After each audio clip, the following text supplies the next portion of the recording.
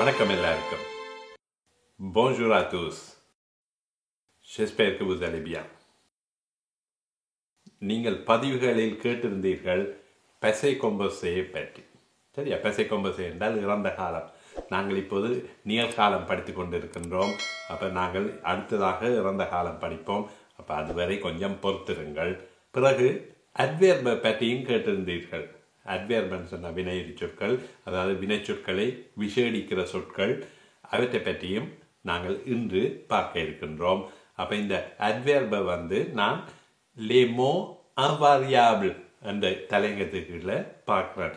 les mots invariables சொன்னால் மாறாத சொற்கள் என்றதை குறிக்கிறது. நாங்கள் முதல் அட்ஜெக்டிவ் பார்த்த நாங்கள் அது பெயர் சொல்லோட மாறுமே. பெயர் சொல் என்ன பால் இருக்கோ அதுக்கேற்ற மாதிரி மாற்ற வேணும். பெயர் சொல் என்ன எண்ணில் இருக்கோ, ஒருமையில் இருக்கோ, பன்மையில் இருக்கோ அதுக்கேற்ற மாதிரி நாங்கள் எஸ் போட வேணும். அப்படியெல்லாம் பார்த்த நாங்கள். ஆனால் நாங்கள் இன்று பார்க்க இருக்கிற சொற்கள் அப்படி இல்லை. அவை மாறாத சொற்கள். அப்போ அதை சொல்லுவோம் les mots invariables. சரியா? அப்போ இதுக்குள்ள adverb verpose. ஆகவே நாங்கள் les mots invariables மாறாத சொற்களை பற்றி பார்ப்போம். அதில் முதலாவதாக afin ஆக என்ற அர்த்தத்தை குறிக்கும். ஆஃபந்துவோட நாங்கள் எப்பொழுதும் ஒரு வினை சொல்லுத்தான் போட வேணும். நீங்கள் இந்த ஆஃபந்து பூருக்கு பதிலாக பாவிக்கலாம். ஆஃபந்து மோஞ்சே, ஆஃபந்து த்ரவாயே, அப்படி வினை சொல்லத்தான் நீங்கள் போட வேணும். சரி? ஆஃபந்து என்று சொன்னால் ஆக. அப்போ ஆஃபந்து த்ரவாயே என்று சொன்னால் வேலை செய்வதற்காக. ஆஃபந்து ஃபேர்மே பூட்டுவதற்காக என்று சொல்லி வேறு. அடுத்தது ஐயர். ஐயர் என்று சொன்னால் வேறு எங்கேயாவது. அலே ஐயர் என்று சொல்லுவோம். வூஸ் அலே ஐயர், நீங்கள் வேறு எங்கேயாவது போங்கோ என்று சொல்லுவோம். வூ த்ரவாயே ஐயர், சரி, நீங்கள் வேறு எங்கேயாவது வேலை செய்யுங்கள் என்று சொல்லுவோம். அப்போ அதில் பாருங்க, ஐயர் என்று சொன்னால் வேறு எங்கேயாவது என்ற அர்த்தத்தை குறிக்கு. அடுத்தது ஆன்சி. ஆன்சி ஆன்சி என்று சொன்னால் அப்படி என்றதை குறிக்கு. சரி, அப்படி. இப்போ உதாரணமாக vous faites ainsi என்று சொல். அப்போ நீங்கள் அப்படி செய்யுங்கள் என்று சொல்லி சொல்கிறோம். சரி, அப்போ இந்த சொற்கள் வசனங்கள் அமைக்க நீங்கள் பாவிங்க இந்த சொற்களை அடுத்தது அலோர். அலோர் என்று சொன்னால் ஆகவே என்ற அர்த்தத்தை குறிக்கு. அப்ரே. அப்ரே பின் அல்லது பிறகு என்ற அர்த்தத்தை குறிக்கும். சரி, அப்போ நீங்கள் vous venez après அல்லது vous allez après அப்படியெல்லாம் நாங்கள் வசனங்கள் சொல்லுவோம். அப்போ நீங்கள் பிறகு செல்லுங்கள் என்று சொல்லி சொல்லுவோம். அடுத்தது அசே. அசே. அசே என்று சொன்னால் போதுமான என்ற அர்த்தத்தை குறிக்கு. சரி, அப்போ இந்த அசையோட நீங்கள் இன்னொரு பெயர் சொல்லு போடேக்க து என்று சொல்ல போட்டு பாவிக்கணும். அசே து என்று சொல்லி போட்டு அங்கால இப்போ போதுமான காய்கறிகள். அப்போ அசே து லெகிம் என்று சொல்லி சொல்லுவீங்க. ஒதசு. ஒதசு. ஒதசு என்று சொன்னால் கீழாக என்றது. ஒதசு து 1000 மீட்டர் என்று சொன்னால் 1000 மீட்டருக்கு கீழாக என்றது. அதே மாதிரி ஒதசு என்று சொல்லி இன்னொரு சொல்லும் இருக்குது. ஒதசு என்று சொன்னால் இப்போ உதாரணமாக சொல்கிறேன் ஒதசு து 1000 மீட்டர் என்று சொன்னால் 1000 மீட்டருக்கு மேலாக என்றதை குறிக்குது. அடுத்தது aujourd'hui. aujourd'hui என்று. சரி, அப்போ என்று என்று சொல்கிறதுக்கு நீங்கள் இந்த சொல்ல பாவீங்க. அடுத்தது auparavant. auparavant என்று சொன்னால் இதற்கு முன்னர் என்ற அர்த்தத்தில் வரும். சரி, அப்போ உதாரணமாக கேட்குறேன். எஸ்கு vous avez travaillé auparavant. அப்போ இதற்கு முன்னர் நீங்கள் எங்கேயாவது வேலை செய்திருக்கிறீர்களா என்று சொல்லி கேட்கறதுக்கு நாங்கள் இந்த சொல்ல பாவிப்போம். அடுத்தது ஒசி. ஒசி என்று சொன்னால் கூட. moi aussi என்று சொல்லி சொல்லுவீங்க. அப்போ நானும் கூட என்று சொல்லி. vous aussi என்று சொன்னால் நீங்களும் கூட என்றதை குறிக்கும். அடுத்தது ஒசித்தோ. ஒசித்தோ. ஒசித்தோ என்று சொன்னால் உடனே என்றதை குறிக்கு. அடுத்தது ஓத்தோ. ஓத்தோ அதே அளவு என்றதை குறிக்கு. சரியா? அல்லது சமனான என்ற அர்த்தத்திலேயும் வரும். அடுத்தது ஒத்தூர். ஒத்தூர் ஒத்தூர் என்று சொன்னால் சுற்றி என்றதை குறிக்குது. இப்போ ஒத்தூர் தே சாப்ர் என்று சொன்னால் மரங்களை சுற்றி என்றதை குறிக்குது. சரியா? மரங்களை சுற்றி அவர்கள் ஓடுகிறார்கள். அப்போ அந்த நேரம் நீங்கள் இந்த ஒத்தூர் என்று சொல்ல பாவிக்கலாம். அடுத்தது ஒத்ருஃபுவா. ஒத்ருஃபுவா என்று சொன்னால் முன்னர் என்றதை குறிக்குது. சரி, அந்த காலத்தில் அல்லது முன்னர் என்று சொல்றதுக்கு நாங்கள் இந்த சொல்ல பாவிப்போம் ஒத்ருஃபுவா. அடுத்தது அவன். அவன் அவன் முன் என்ற அர்த்தத்தை இது குறிக்கும். நாங்கள் அப்போதை பார்த்த நாங்கள் ஆப்ரே என்று சொல்லி பார்த்த நாங்கள் என்ன அது பின் என்று சொல்லி பார்த்த நாங்கள் அதன் எதிர் சொல்லு அவன். அதுதான் நாங்கள் சொல்ல அவன் தியர் என்றெல்லாம் சொல்கிறோம் என்ன. அப்போ அதில் பாவிக்கிற அந்த சொல்லு தான் அவன் என்றது. அடுத்தது அவைக். அவைக் என்று சொன்னால் உடன் என்றதை குறிக்ஸ். அப்போ பாருங்க, இல்வா அவைக் வு அவன் உங்களுடன் போகிறான் என்றதுக்கு. இல்லே அவைக் வு அவன் உங்களுடன் இருக்கிறான் என்றதுக்கு. அப்போ அவைக் என்று சொன்னால் உடன் என்றதுக்கு. அடுத்தது பொக்கு. பொக்கு என்று சொன்னால் நிறைய. சரியா? ரைட். அப்போ இந்த புக்கு என்ற சொல்லோட நீங்கள் இன்னொரு பேர் சொல்லு போடேக்க அப்போ நிறைய புத்தகங்கள் என்று சொல்லி சொல்கிறேன். அப்போ நிறைய புத்தகங்கள் என்றால் என்னென்னு சொல்லுவீங்க? புக்கு து லீவ்ரு என்று சொல்லுவீங்க. ரைட். அப்போ இந்த சொற்களோட நீங்கள் து என்று சொல்ல போட்டு சொல்லுங்க. சரி, அதாவது கொஞ்சம், போதுமான, நிறைய இப்படியான சொற்கள் வரையக்க பேர் சொல் வந்தால் நீங்கள் இடையில ஒரு து போடணும். அடுத்தது பியான்.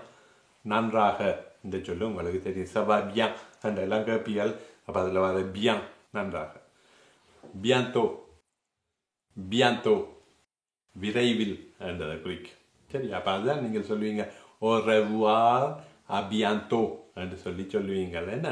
சரியா? விரைவில் மீண்டும் சந்திப்போம் என்றதை குறிக்கும். அடுத்தது கார். கார் ஏனென்றால் என்றதை குறிக்கும். சரியா? பஸ்ஸுக்கு என்ற சொல்லு உங்களுக்கு தெரியும். சரியா? பாஸுக்கு பஸ்க்கு அதுக்கு பதிலாக நீங்கள் கார் என்று சொல்லி பாவிக்கலாம். சரி, ஏனென்றால். அடுத்தது சொசி. சொசி. சொசி என்று சொன்னால் இது. சொலா அது. சரியா?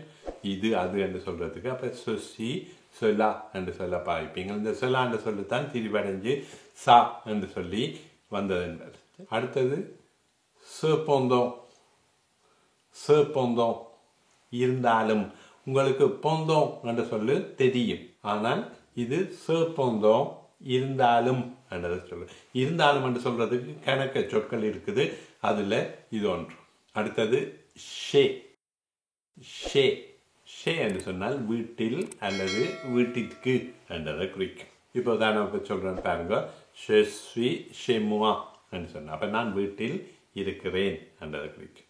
je vais chez moi என்று சொல்றேன். அப்போ நான் வீட்டிற்கு போகிறேன் என்றதை குறிக்கும். அப்போ வீட்டில் வீட்டிற்கு ரெண்டுக்கும் நாங்கள் இந்த ஷே என்று சொல்ல பாவிப்போம். இந்த ஷே என்ற சொல்லு தனியாக இதுக்கு மட்டுமன்று இல்லை, நீங்கள் பார்த்துருப்பீங்க முகவரி எழுதைக்கையும் ஷே என்று சொல்ல பாவிச்சிருப்பீங்கள் என்ன. மேற்பார்த்து என்ற அர்த்தத்தை குறிக்குது அதில்.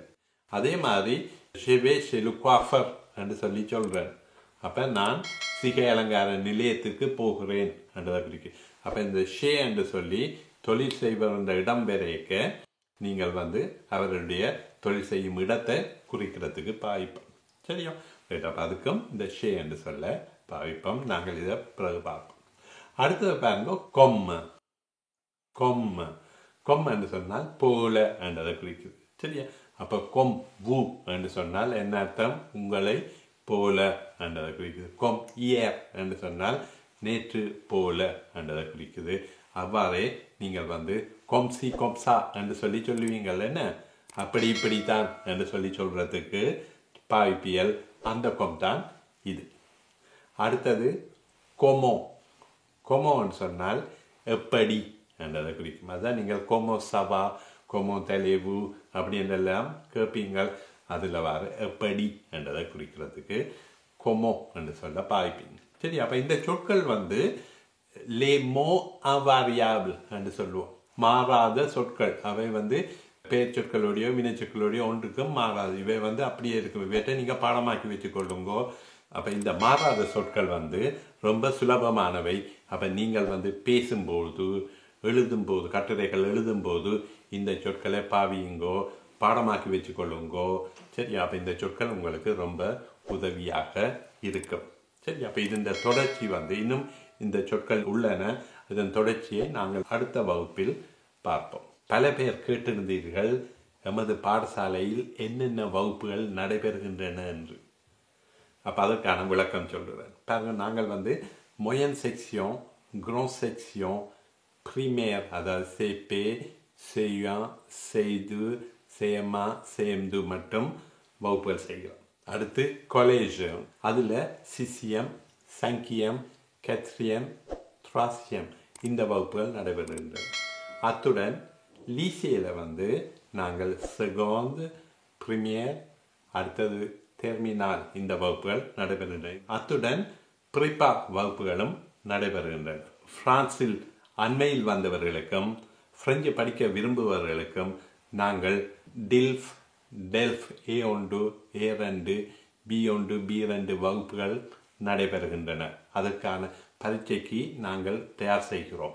அத்துடன் தொழில் வாய்ப்பை ஏற்படுத்தும் மூலமாக நாங்கள் தையல் வகுப்பு, மக்கியாஜ் வகுப்பு, அதாவது முக அலங்கார வகுப்பு, கேக் ஐசிங் வகுப்பு, இந்த வகுப்புகளும் நாங்கள் செய்கின்றோம். அப்போ இங்கு கற்றவர்கள் உடனடியாக வேலை வாய்ப்புகளை பெறுகின்றனர். அத்துடன் செவ்வாய் வியாழன் காலைகளில் நாங்கள் வதிவிட அட்டை பெறுவதற்கான ஆலோசனைகளும் இலவசமாக வழங்குகிறோம்.